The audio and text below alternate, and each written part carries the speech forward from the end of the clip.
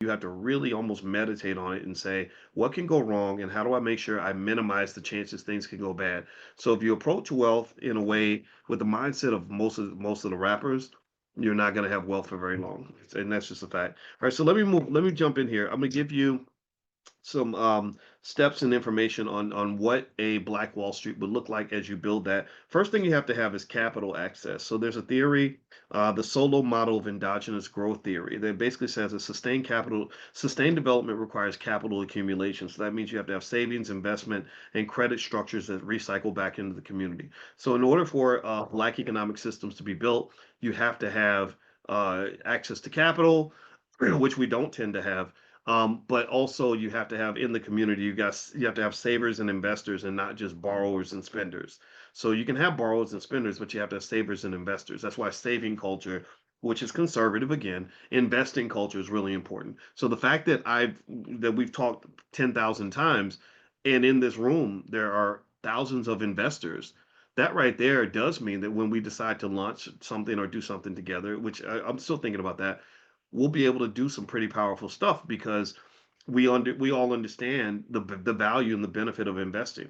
You'd be amazed how many people think investing is just something that rich people do, something that only white people do, something they can't afford to do, something that they'll get around to later, something they're just not interested in because it requires a certain level of consciousness, right? An investor has to have a perspective that lends itself to delayed gratification. Delayed gratification is another form of financial consciousness. It means I'm not just thinking about how I feel right now, I'm elevating my mind to think about how I'm going to feel 5 years from now. Do you understand? That's consciousness. I have to take myself out of my body and go 5 years in the future and think about the benefits I'll have 5 years from now, 10 years from now, in order to, to make the sacrifice I'm making right now. When they get you operating on a low frequency, a low vibrational frequency, where you're not thinking from a conscious perspective, you're thinking in a one-dimensional framework, in a short-sighted framework, you become what is called myopic. Myopic just means you're short-sighted.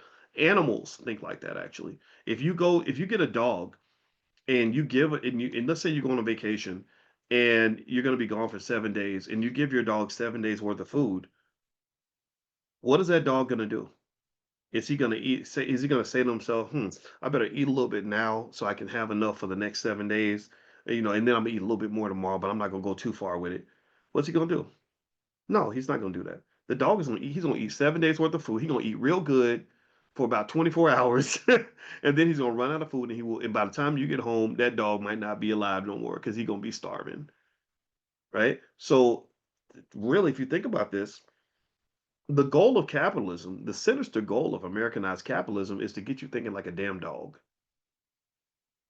Is to put you under so much pressure and low vibrational thinking that you're not even planning for the next 6 months. You're not even thinking about next year. Maybe it's because you're in survival mode and all you can think about is how am I going to get by this week? Or maybe you in party mode where you live in YOLO. Like I'm just gonna do what I'm gonna do and I'm gonna live my life. How many times have you seen that? Somebody who's living in the moment all the time and having their best life all the time, and then they suffer for the next 40 years because they were living their best life every single day in college.